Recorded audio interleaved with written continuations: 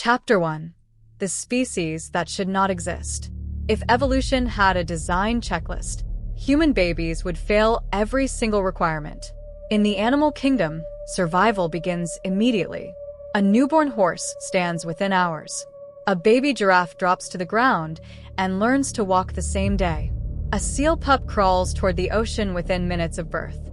Even sea turtles, without parents, without guidance, move toward the water as if they were born with invisible instructions.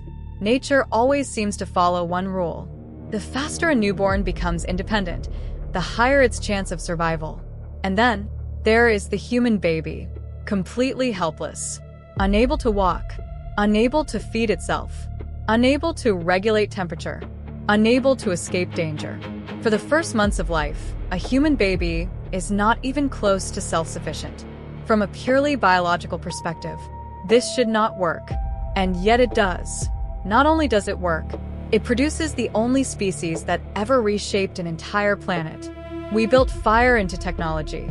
We turned stone into tools. We turned language into civilization. We reached the moon. And now we are trying to leave Earth entirely. So the contradiction becomes unavoidable. How did the weakest newborn in nature become the most dominant species in history? At first glance, the answer seems simple. Human babies are born too early.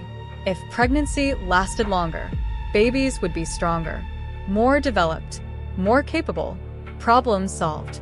But science quickly runs into a wall. Because evolution does not leave major systems unfinished. It refines them. It optimizes them. It eliminates failure. So if human birth is incomplete, why didn't evolution fix it? That question leads to something deeper, something older than humanity itself, something hidden in the structure of our bodies. To find it, we have to leave everything familiar behind.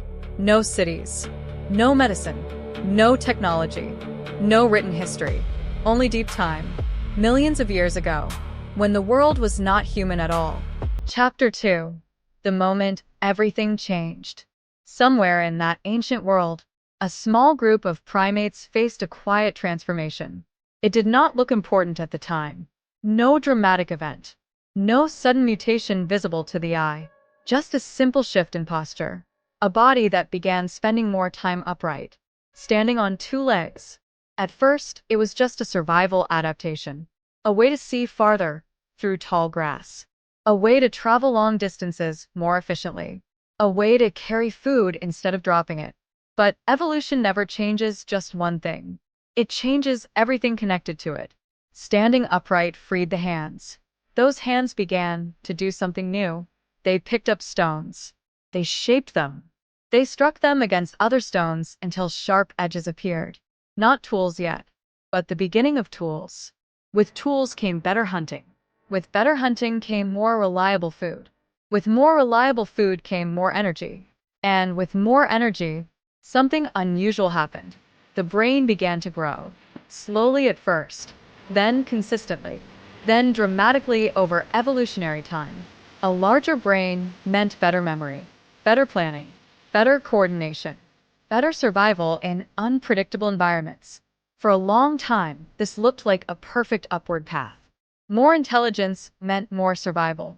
More survival meant more offspring. More offspring meant more intelligence. A clean loop. A successful strategy. But evolution does not allow infinite optimization. Every improvement has a cost. And this cost was hidden inside the very thing that made humans powerful. Because while the brain was growing, another part of the body was changing in the opposite direction. The pelvis. Chapter 3. The impossible trade-off. Walking on two legs reshaped the human skeleton. Over thousands of generations, the pelvis became narrower, more efficient, more stable, better for long-distance movement. This was essential for survival, but it created a silent problem, because now, two evolutionary forces were pulling in opposite directions. One force demanded a larger brain. The other demanded a narrower birth canal. A larger skull cannot pass easily through a narrow opening, and the pelvis cannot widen endlessly without breaking the efficiency of walking. Evolution had reached a deadlock. Not a failure, a constraint. a biological limit with no perfect solution.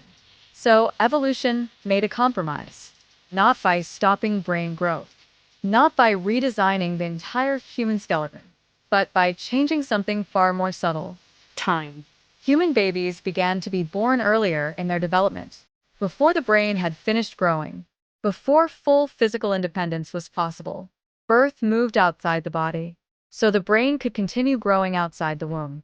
It was not an elegant solution, but it was the only solution that allowed intelligence to continue expanding. And it worked, but it came at a cost, a massive one, because now, human newborns could not survive alone. They required protection, care, food, time, years of time. And that changed everything about survival, because suddenly, one adult was not enough. Chapter 4: The Invention of Dependence. In most species, a mother raises her own offspring. In humans, this is not enough. A single caregiver cannot hunt, gather, protect, and raise a completely dependent infant at the same time. So something unexpected began to emerge.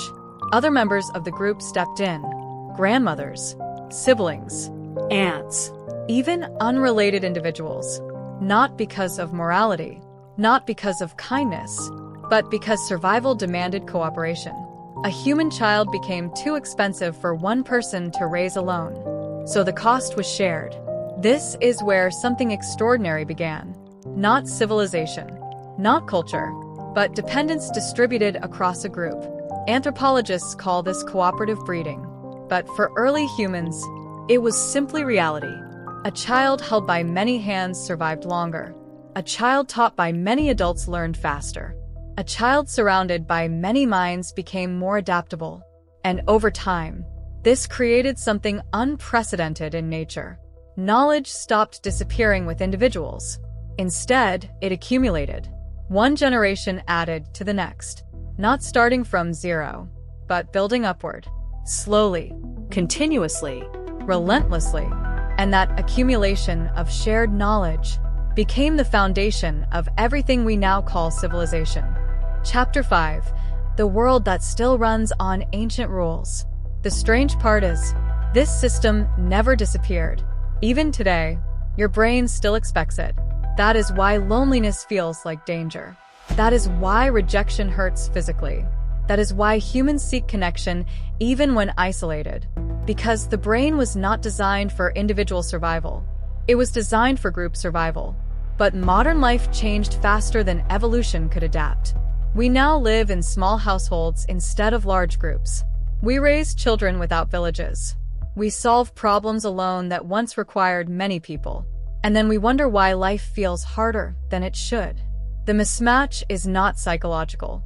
It is evolutionary. We are ancient minds, living in modern structures. And somewhere deep inside, the expectation of the village still remains. Chapter 6: The Final Question. So we return to the beginning.